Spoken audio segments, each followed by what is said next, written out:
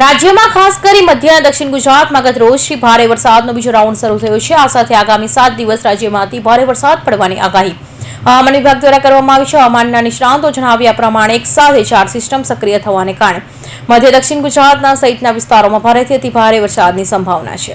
આજની હવામાન વિભાગની આગાહીની વાત કરવામાં આવે તો સુરત અને ભરૂચમાં રેડ એલર્ટ જારી કરવામાં આવ્યું છે, તો બોટાદ, ભાવનગર, આણંદ, વડોદરા, નર્મદા, તાપી, ડાંગ, નવસારી, વલસાડ, દમણ અને દાદરાનગર હવેલીમાં ઓરેન્જ એલર્ટ જાહેર કરવામાં આવ્યું છે। આ સાથે રાજકોટ, અમરેલી, સુરેન્દ્રનગર, અમદાવાદ, ખેડા, પંચમહાલ અને છોટાઉદેપુર યલો એલર્ટ જારી કરી દેવામાં આવ્યું છે।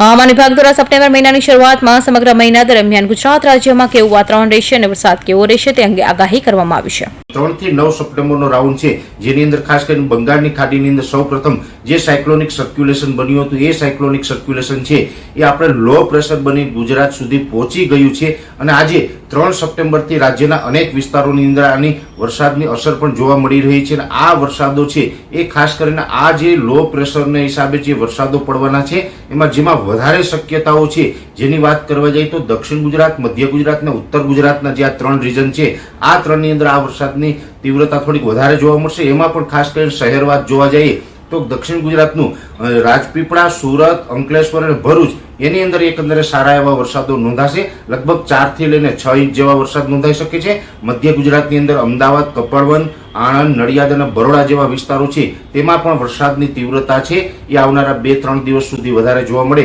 તેવી શક્યતાઓ માની રહ્યા છે। ખાસ કરીને મધ્ય ગુજરાતની અંદર આજે 3 તારીખથી લઈ અને 6 તારીખ સુધી વરસાદની તીવ્રતા વધારે જોવા મળશે।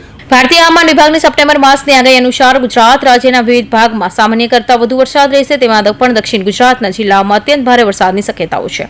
ઉલ્લેખનીય છે કે આ વર્ષે લાનીનો અસર પગલે સપ્ટેમ્બર માસમાં સામાન્ય કરતાં વધુ વરસાદની શક્યતાઓ છે। આ ઉપરાંત આ વર્ષે ચોમાસું પણ લાંબુ ચાલે તેવી સંભાવનાના પગલે ઓક્ટોબર મહિનામાં પણ ગુજરાત રાજ્યમાં વરસાદની શક્યતાઓ છે। કૌશિક પટેલનો report, Hind TV news, Surat.